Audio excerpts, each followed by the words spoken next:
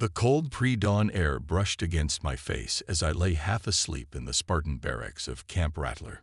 My dreams, filled with the distant echoes of home, were abruptly cut short by the rough shake of my bunk. Carter stood over me, his bushy beard barely discernible in the dim light, a smirk playing across his face. "Wake up, Hawk. Briefing in 15, he said, his voice a mix of urgency and amusement. I pulled myself out of bed, the weight of the previous day's patrol still hanging on my shoulders. As I laced up my boots, the camp was eerily silent, save for the occasional rumble of military vehicles and the distant howl of the wind sweeping through the rugged Afghan landscape. The contrast of this advanced military stronghold against the barren, nondescript exterior of our surroundings never ceased to strike me. Walking to the briefing room, I noted the familiar faces of our team. There was Briggs, the newest addition to our crew, his face fresh and eager, yet shadowed by the intensity of what lay ahead. Commander Stone, our team leader, stood at the front, his stern gaze surveying the room. Harper and Mason, our CIA counterparts, whispered quietly to one another, a map sprawled out before them. Dalton, always the outsider from Langley, stood apart, his eyes calculating, missing nothing. Commander Stone cleared his throat, bringing the room to order. "We have intel on a Soviet-era bunker, about 3 clicks northwest of here. It's suspected to house experimental technology left over from the Cold War," he announced, his voice echoing slightly off the concrete walls. The mission was clear, but the implications of what we might find were anything but. As we gathered our gear, the mood was tense but focused. Carter clapped me on the back, a grin breaking through his usually stoic demeanor. "Let's uncover some old secrets today, Hawk," he joked, trying to lighten the mood. I nodded, though the gravity of the mission weighed heavily on me. The ride to the bunker was quiet, each of us lost in our thoughts. The landscape outside morphed from the populated military camp to desolate expanses that spoke of the endless conflicts that had ravaged this land. The sun began to crest over the horizon, casting long shadows and bathing the dusty terrain in a harsh, revealing light. As we approached our destination, the reality of our mission sank in. This wasn't just another sweep for intel or a routine check for enemy activity.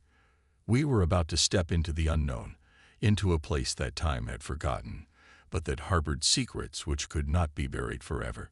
And as the armored vehicle halted, kicking up a cloud of dust, we were ready, come what may, to face the remnants of a long-forgotten war. As our boots crunched the dry, rugged terrain towards the bunker, the silence of the early morning was shattered by the crackle of gunfire. An ambush. Bullets whizzed past, kicking up dirt around us as our team instinctively dropped to the ground, returning fire in controlled, precise bursts. "Contact left. Multiple shooters," Carter shouted, pointing towards the jagged rocks that provided cover for our assailants.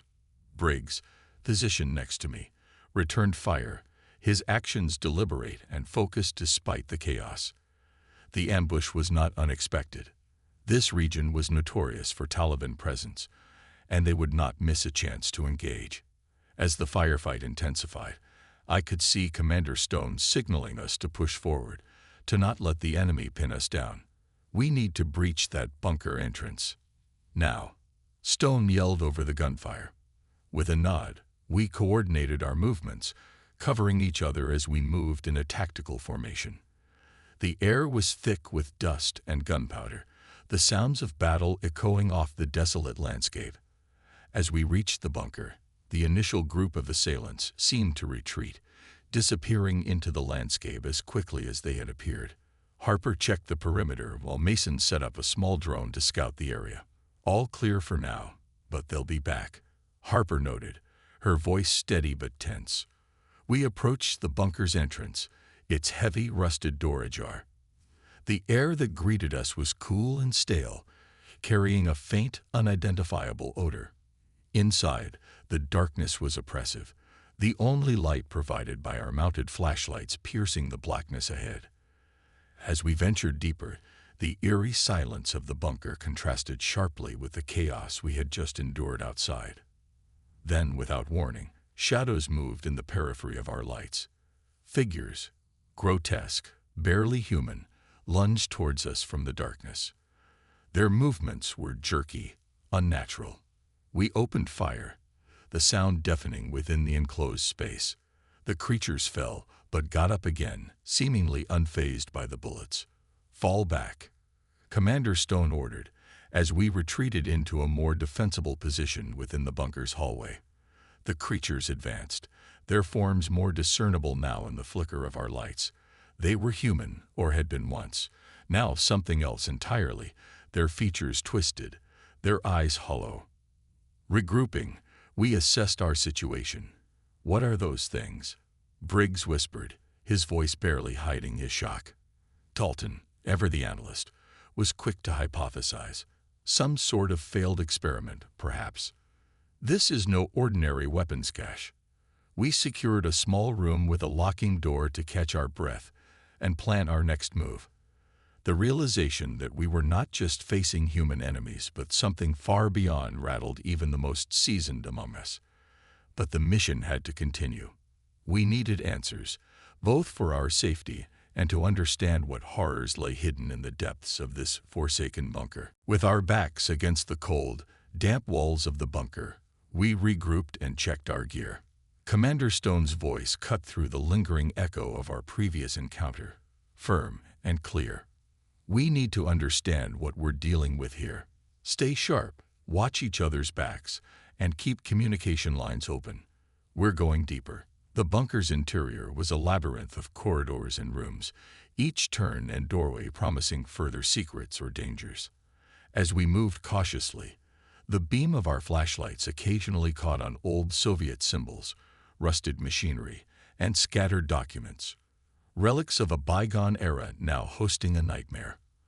Our path took us to what appeared to be a central hub, a larger room with multiple doorways and an array of old computer equipment.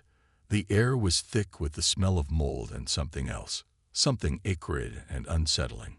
Harper pointed to a stack of crates in the corner. "Look at this," she said, pulling out a dust-covered file. The documents inside were brittle, but the text was clear enough, mentioning biological experiments and enhancement protocols. "This isn't just about weapons. They were playing God here," she murmured. The revelation sent a chill down my spine.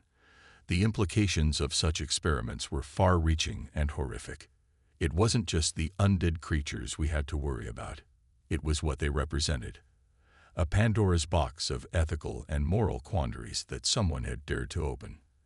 As we delved deeper, we found a sealed door, heavier than the others, with warning signs faded by time but still ominously clear. Briggs, who had been quiet since our last encounter, stepped up, his breaching kit ready.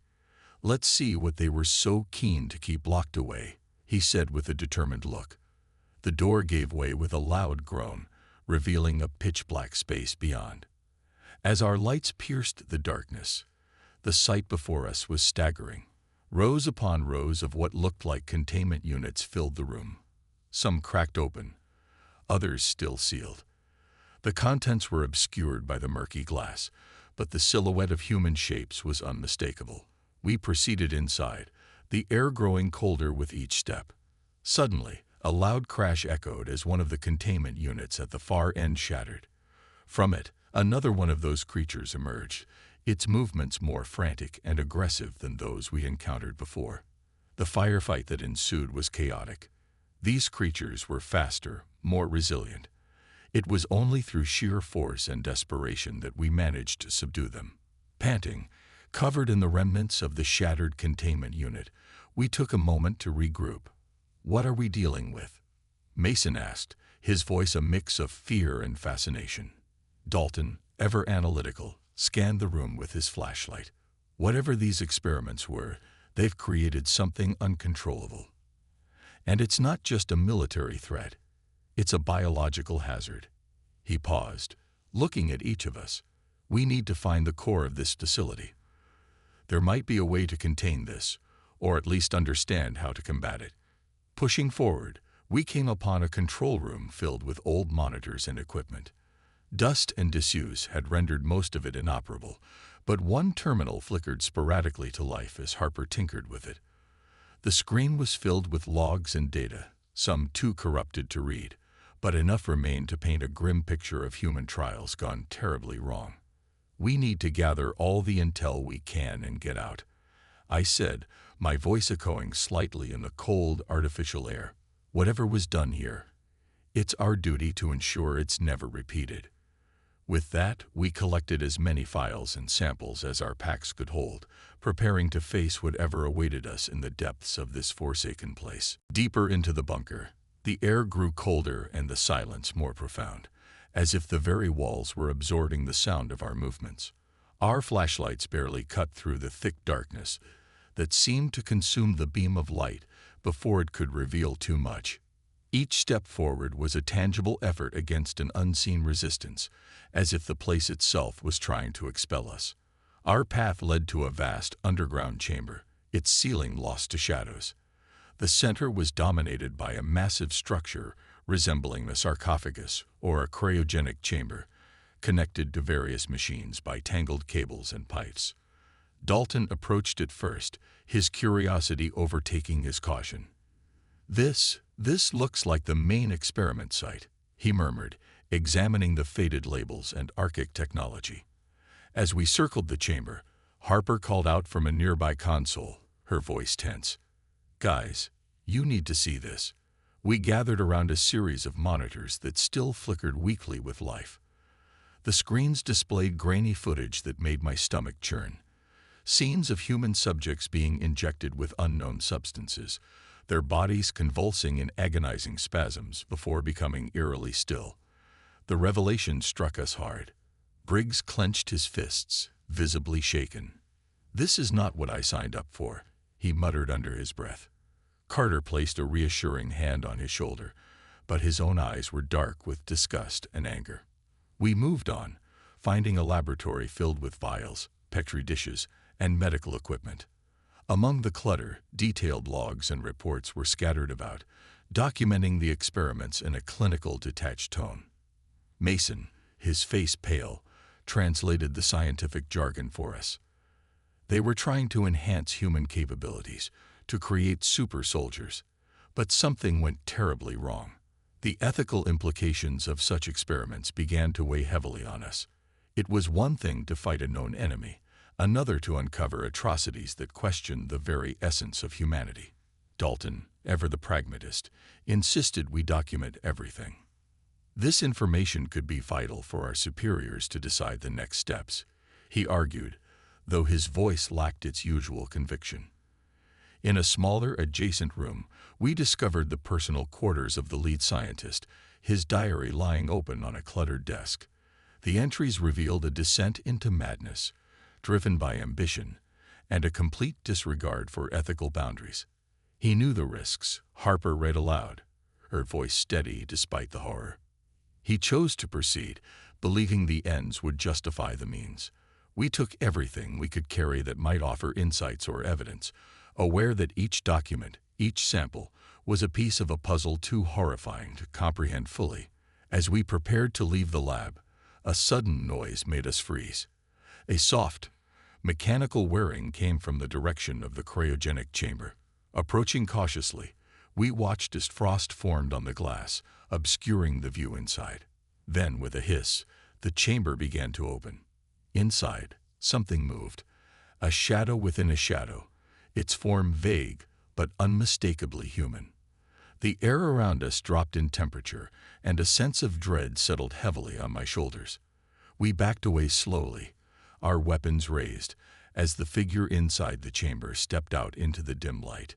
Its features were blurred, but its eyes, bright, unnatural, fixed on us with an intelligence that was both terrifying and profound. "It's alive," Briggs whispered, his voice a mix of fear and awe. "What have they created?" The creature stood still, observing us as much as we observed it. A silent standoff that would inevitably lead to further revelations or a confrontation none of us could have anticipated. The chamber was ominously quiet after the creature stepped out, its gaze piercing through the dim lighting, assessing us as much as we were assessing it. It stood unnaturally still, its presence both chilling and magnetic. Commander Stone, maintaining his composure, was the first to speak, his voice firm yet cautious. "We're not here to harm you. We're just trying to understand what happened here."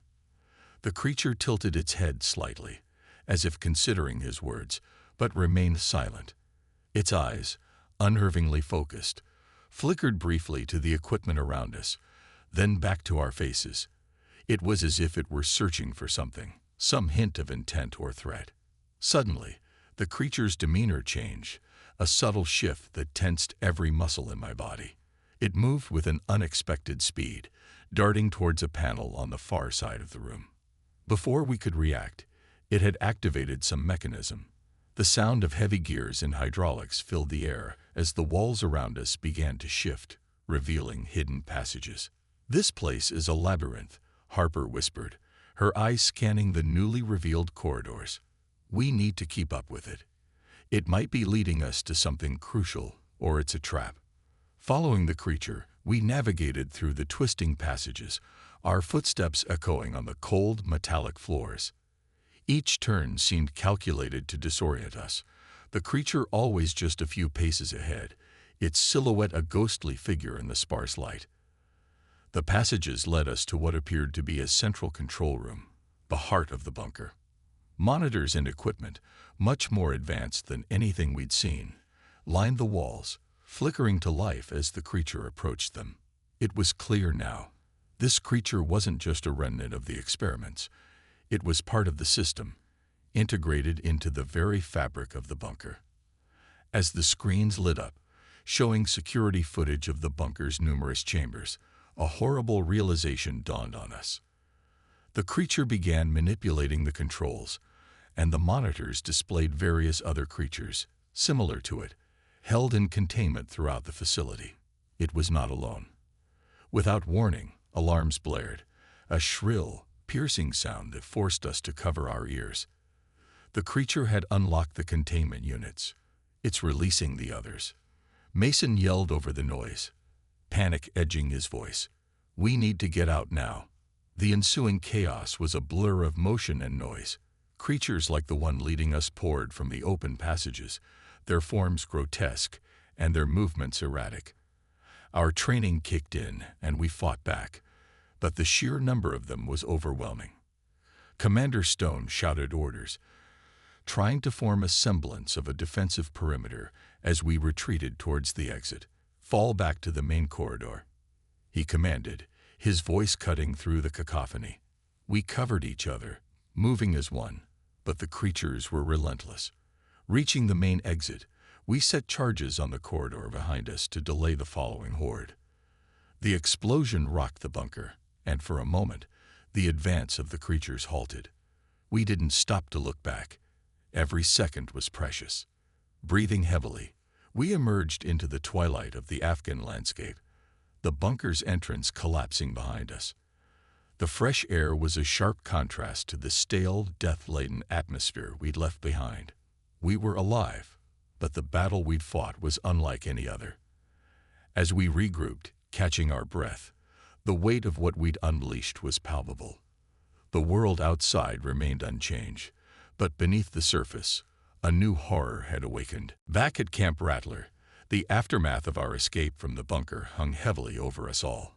We were battered, physically and emotionally, but alive. Commander Stone convened a debriefing immediately, his face grim as he surveyed the room. Every seat was filled, every face etched with the residue of battle and the burden of what we had uncovered. As of this moment, everything we discuss in this room is classified at the highest level. Stone began, his voice low and intense. "We've encountered and engaged non-human adversaries created by unauthorized and unethical scientific experiments. This information must be managed carefully to avoid panic and to control the narrative." The weight of his words was not lost on any of us. Dalton, who had been quiet since our return, finally spoke up. "There are implications here that go beyond national security. This could redefine modern warfare." We need to consider how much of this we disclose and to whom. Harper interjected, her tone sharp and commanding. We can't just think about tactics and implications. There were atrocities committed there, against human subjects. That's a crime against humanity. It's not just a matter of security. It's a matter of moral responsibility. The room fell silent. The conflict between duty and ethics was palpable. Briggs, who hadn't said much, looked up, his voice steady but filled with conviction. What we saw wasn't meant to be part of this world. Those creatures, it's not just about what they are, but how they came to be. We have a responsibility to expose this, not cover it up. Commander Stone nodded slowly, understanding the weight of our collective conscience. I will report our findings up the chain of command. But remember, we need to be united in how we proceed. Discrepancies in our stories could lead to consequences none of us want. The discussion shifted toward the practicalities of containing the situation. Mason outlined a plan to monitor and possibly seal the bunker permanently to prevent any further escape or interference. We need a containment team on site ASAP, equipped to handle whatever those things are. And we need to figure out if there's a way to neutralize them safely. Dalton raised another concern, one that had been nagging at me since we escaped. There's also the matter of the local population. They're the most at risk if any of those creatures made it out. We need to set up surveillance and possibly prepare a cover story to explain any unusual activity. As the meeting concluded, the team was quiet, each of us lost in our thoughts.